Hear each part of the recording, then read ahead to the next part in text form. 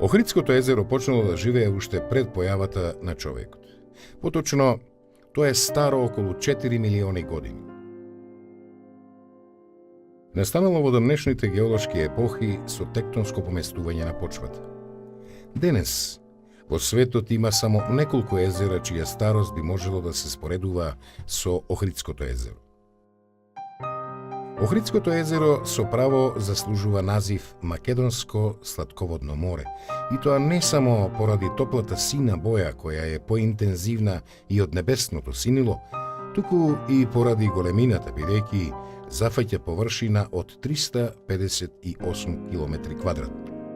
Така се добива впечаток дека пред нас се наоѓа голем морски залив или пак истргнато парче морска широчина фрлено меѓу високите планини на надморска височина од 695 метри.